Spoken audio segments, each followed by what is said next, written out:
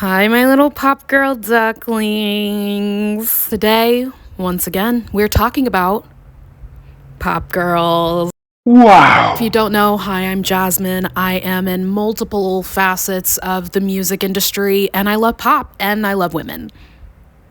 Probably because I'm a lesbian.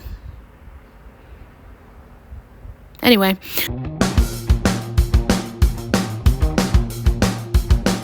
I'm rocking with a new video format, by the way. A new setup entirely. You know what? I'm feeling the cool girl minimalism.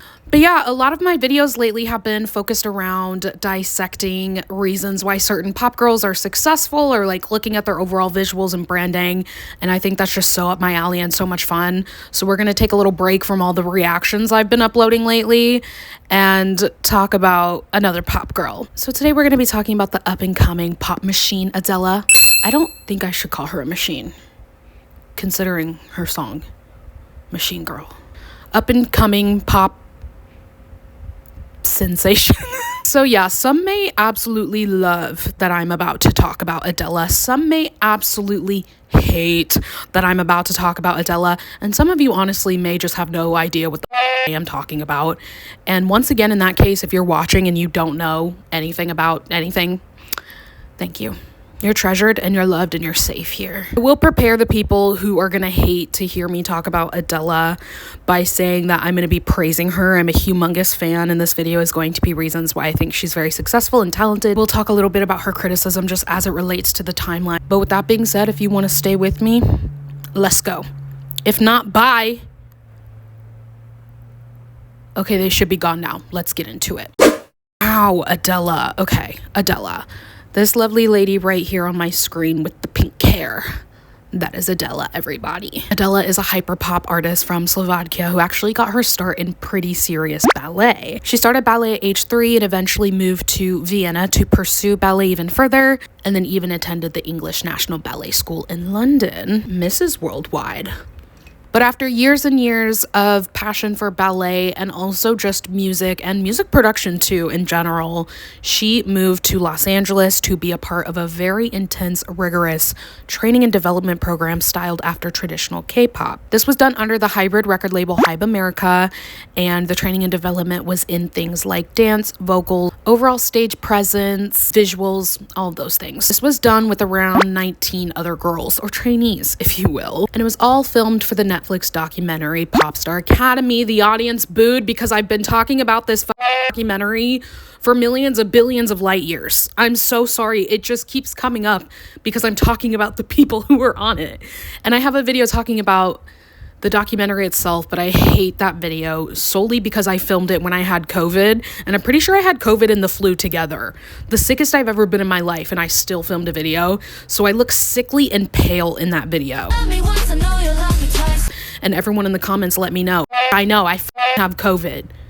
So I want to private the video and never let anyone see it again, but whatever. Anyway, for the first chunk of this process, the documentary, Popstar Academy, the training, ADELA was friends with lots of the other trainees and even acted as sort of a mentor for them, letting the girls lean on her and also like training with them after hours and kind of teaching them some things. And I feel like that makes a lot of sense, honestly. She is very, very talented and very, very long trained. Like I said, she started dance at age 3. So then, as you may know, during this process, their training and development program, the girls were informed that it would actually see them compete in a survival show called Dream Academy that would involve public voting and thus elimination. After all the eliminations, the remaining 6 trainees would then be put into a girl group that we now know as Katseye. Gnarly. So that means when ADELA was selected to come and train and agreed to this whole thing, she had no idea that there was going to be an aspect of competing in a survival show and also being watched by the public and voted on by the public. This survival show was set up so that the girls competed in different what they called missions, mostly in dance and vocals.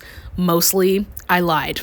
Only in dance and vocals. Well, I guess you could argue it was also based on like your stage presence, your face, all of those things. Yeah, they would get performances, and then the record label would release what they call fan cams and individual fan cams of each performance so that the public can then vote on the trainees they like the best and make eliminations, whatever. In Adela's first mission, she performed a group dance to Blackpink's Pink Venom, which is exactly where I first realized that she was not meant to be in a group, babe. Like, right there. Pink Venom fan cam. Wow. Yeah, the second she did that little rose Pink Venom solo, it was over. I knew.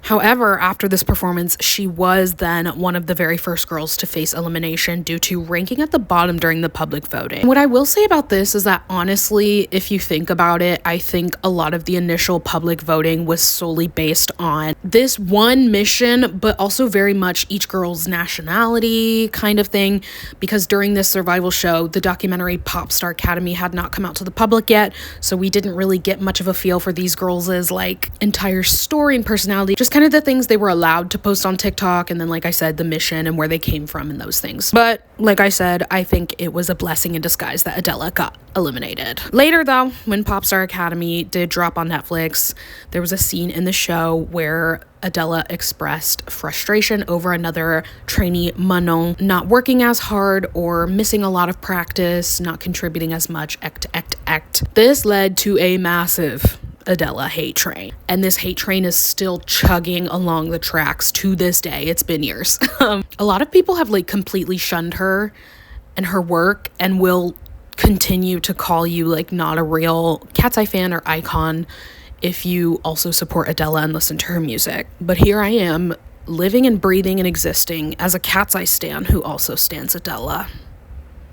So what are we going to do about this? The thing about all of this, though, is that when ADELA brought up this frustration, it was within a therapy session, a group therapy session that was literally put in place for things specifically like this crazy journey. Obviously, these young girls need a place to feel safe and vent about things that are happening. And she wasn't the only one who expressed frustration about this. Several of the other girls did, as well as one of their literal mentors, like one of their main staff, Missy. After all of this, ADELA said in an interview that this wasn't even like the worst thing that happened throughout this whole process, and she could not believe it was like the thing that blew up and became an issue. She expressed that she just wanted someone to bring it up so it didn't feel like they were just talking about Manon behind her back. She said it was never a direct attack, and she also expressed that she didn't think it was Manon's fault and more of a systematic issue, which I think is really important.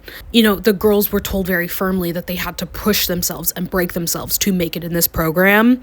And then the survival show started, and Manon ranked very high among the other trainees after she was like taking days off and maybe not breaking her body like everybody else. Ultimately meaning in the other trainees' heads, you don't have to break yourself to make it in this program. And that just isn't true, because look at how well Manon is doing. So I feel like, of course, ADELA and the other trainees would be very taken back and confused by that. But at the hands of their trainers, label, producers, etc., not Manon. I think it's very much more complex than like a simple black and white thinking like a lot of people do. Like, two things can be true at the same time. On one hand, I understand Manon not being willing to break her body for this program.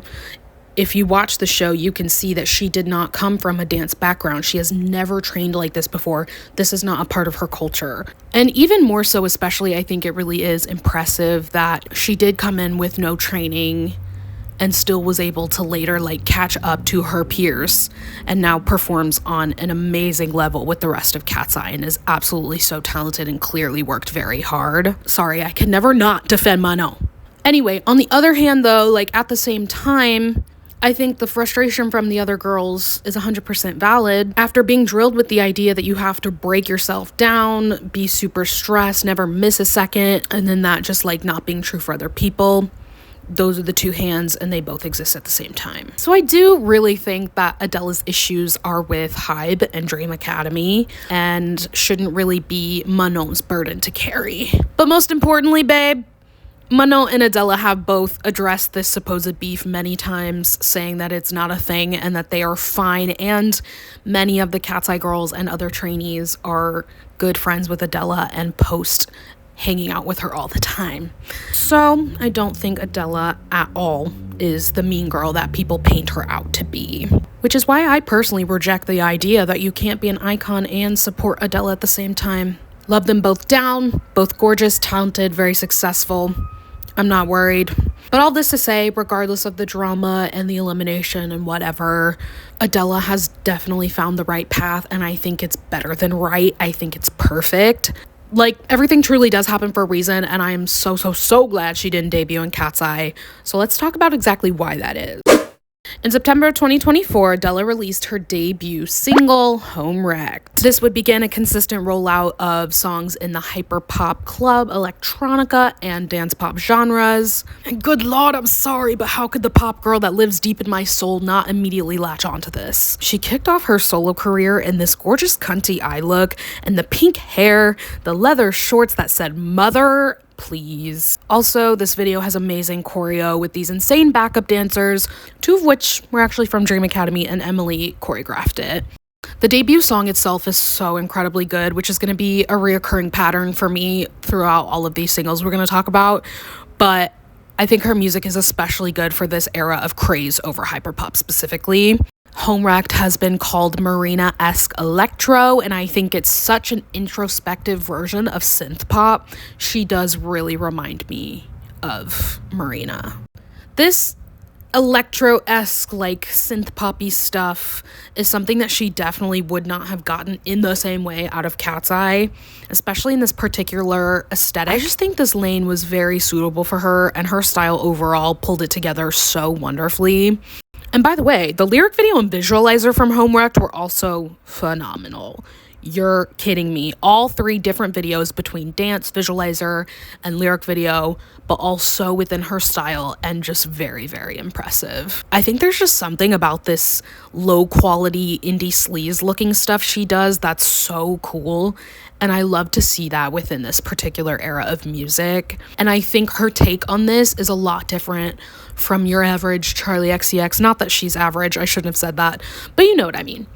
I feel like when you talk about hyperpop, a lot of people automatically are just like, oh, like Charli XCX. But I feel like this is a lot different, especially in terms of her slightly sleazy, indie sleazy aesthetic. I actually saw this TikTok the other day that was talking about how it's cool to see an artist like almost get ugly or unsettling for the sake of their art. And I think ADELA is really perfect at that. That was a great nail on the head TikTok. It's almost like Sia or Lorde or even Gaga, you know what I mean? Like a little unsettling, and you're kind of like, what are you doing? For the sake of their art, and you just have to really understand the creative vision, which also just makes it cool and cunty, so. The same things can be said for her second single, Superstar. So incredibly good. The music video follows her continued cohesive style. Really good choreo. I love the addition of these backup dancers. And this time also involving shadowed and soft light aesthetics and a gorgeous leather costume change. I think her projects always feel very like interpretive and almost just like straight up visual art. I think it's such an incredibly fun and layered song. It feels euphoric and it's pretty synthy again, but also bruisey. I feel like bruisey works for ADELA, but at the same time, Superstar is super vulnerable, and I think that mixes. Mwah. Her third single, Machine Girl, was co-produced by Grimes, which makes a lot of sense, I think. This is one of my absolute favorite songs. Again, such an insane song that is directly in her own style. It's very high voltage hyper pop, and I'm also very obsessed with the message behind it of like challenging public and industry-wide expectations, specifically of female pop stars, and also refusing to soften herself for those expectations or like douse out being so in touch with sexuality, which her entire brand and her entire EP does too. The music video follows a similar format to her other visuals with the insane choreo, especially this chair choreo at the beginning. I love that you know what to expect with ADELA, but at the same time you don't at all. Also, I will say the song Machine Girl references her label as a quote mean girl in sort of a taunting tone, and I love that. Like, mean girl, mean girl. Exactly what I was saying in my Jade album listen about It Girl, this song about the industry not owning her and stuff. And she has a part in the song where she says, "You'll never own me," and then na na na na na, but she sings the na-nas like she's taunting you. Na na na na na. Like, haha, you'll never own me. And that's kind of what ADELA is tapping into when she's like, mean girl, mean girl. Me taking every chance in the world I can ever get to talk about Jade and bring Jade into a conversation. After Machine Girl, Miss ADELA signed a record deal with Capitol Records under Universal Music and went on to release her next single, Death by Devotion. Death by Devotion is probably my favorite of all the things she has released so far. Obsessed. I can't. I want it injected in my veins through an IV where it will stay in my bloodstream for eternity. How can someone be so young but so mother? We need a slang term for young people who eat. Sister doesn't work. Yeah, it's not looking good. Let me know your ideas and then I'll get back to you with some feedback. Just comment down below what you're thinking. Anyway, Death by Devotion is perfect. A little different from her other sounds, but still very true to her. I think it's her most clubby sounding song. I love the production and like specifically what they did with her vocals on this part. It's almost like there's two versions of her in it, but they mesh together really well. Like it combines a sense of darkness with a floaty, tender vocal and then takes them back and forth. And the music video is like a grungy, sleazy, low quality solo ballet performance and it is beautiful. Like I wish I could watch all of her for the first time again. But also this music video goes exactly back to what I was saying about that TikTok where she is almost being raw and getting ugly for the sake of her art. And when I say getting ugly, I'm not calling ADELA ugly. Are you kidding? And then ladies, for her final single as of now is Sex on the Beat. And I'm so sorry to be a broken record right now, but I can't with how amazing Sex on the Beat is. Like I can't take it. I saw this music video for the first time sitting in a coffee shop, like with my hand over my mouth wearing headphones, girl. She literally begins this music video by moaning and revealing the words sex equals pop in pink duct tape.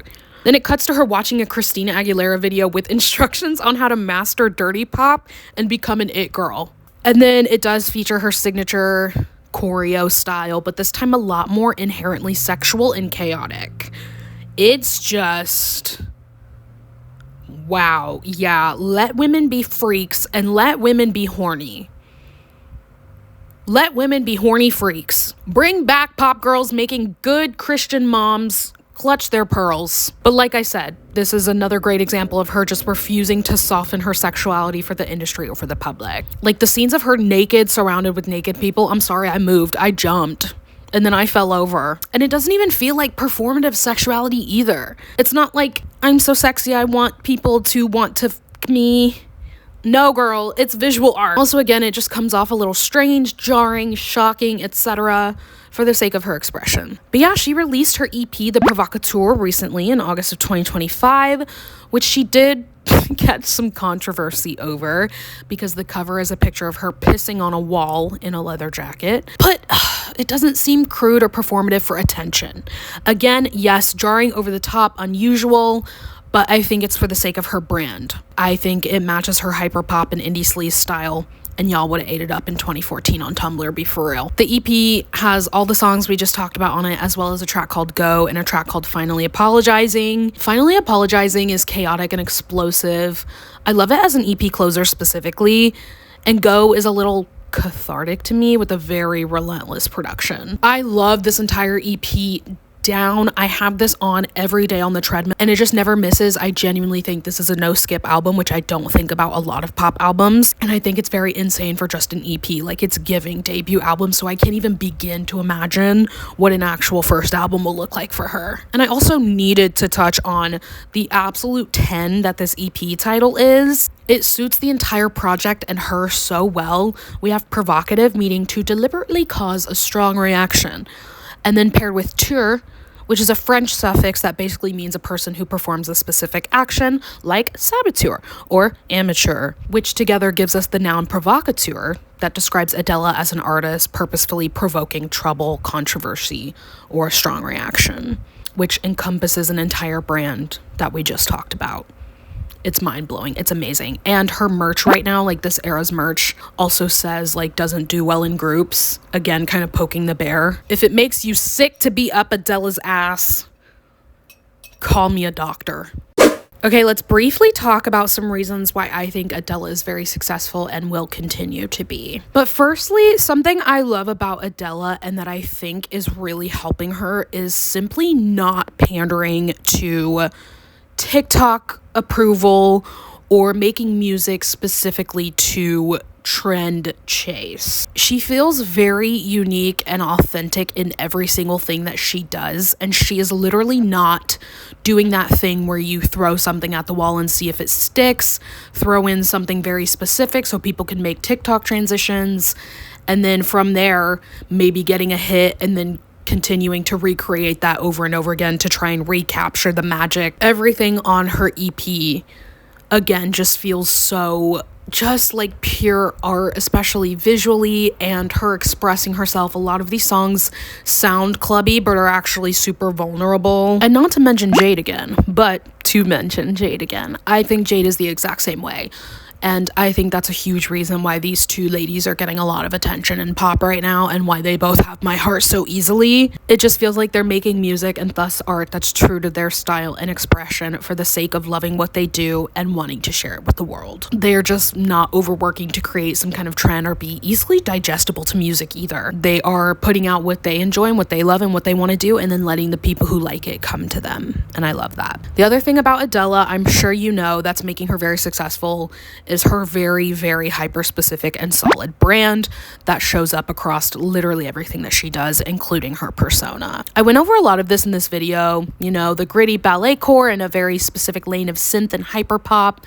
The jarring and strangeness of her Instagram feed communicates her brand so extremely well in the age of artists like trying too hard to seem normal and relatable. So many people right now are just trying very hard on TikTok and Instagram, like big time celebrities, to seem like, oh, I'm on social media just like you and I'm doing normal things, look at my photo dump, and they're just not doing normal things. Okay. But with ADELA, it's like she has an entire artistic persona almost, and lets it come across super cohesive and polished across her platforms. Does this make sense? Like, it's not her being like, I'm ADELA and I'm just like everyone else, here's my life. It's like, no, I'm ADELA. This is my curated branded feed. It looks hot, it looks cunty and cool. Also, her captions on Instagram are hyper uniform, like the same brand voice in every single caption. Like, it very much comes across as like her own words and what she would actually say. Actually very appreciative of like the shows and whatever, if she's thanking people, just in the same style and the same brand voice. It literally scratches my brain so good. Also, her tour posters and her website are super in line, just like her merch also I touched on earlier. It all just goes together so perfectly, and like I said, it comes across in her persona, her attitude, the way she speaks as well. If you watch her interviews, she's just so bold and confident, and I'm feasting. And then also the other thing I think making her very successful, of course, is her performance ability. She performs like she will die without it. Like, she gets up and the music starts and it's like she just gets possessed by talent and lets it rip. Like, it's insane. Like, if you watch her music videos, tour clips, and especially her MTV Push performance of Sex on the Beat, it's mind-numbing. Please, when you're finished with this, go watch that MTV performance. And of course that comes from her lifelong training and dance and stuff, like, but at the same time it feels like she was born for this. I feel like there's so many, not so many, but there's certain artists out there who I'm like, damn, born for this. Overall, I do think ADELA is just a perfect pop star in my eyes. Like, she is absolutely every single thing that I look for in a good pop star. I truly and absolutely wish her so much continued success, and I'm very grateful that I was here and sat for her debut era, like straight off the beginning. I was here and I get to sit and watch the rest of her career unfold. It's going to be so wildly exciting because I'm so curious about the direction she will take her aesthetics when it comes to rolling out a debut album and then everything else after that, because right now it's so specific. So I'm like, are you going to be able to expand on this? Dive into the world of ADELA and get your ticket before the train leaves the station. You need to get your ass on the train now. Thank you guys so much for watching my little ADELA video. Let me know your thoughts in the comments about ADELA. Let's talk, let's kiki. My social medias are all linked down there, by the way. Active at all hours of the day, like playing in y'all's faces. So check it out. I hope you all had a great Halloween and you continue to enjoy the fall, or, you know, if you're on the other side of the fucking globe, like in Australia, you enjoy going into your summer, okay? And I will see you guys in my next video.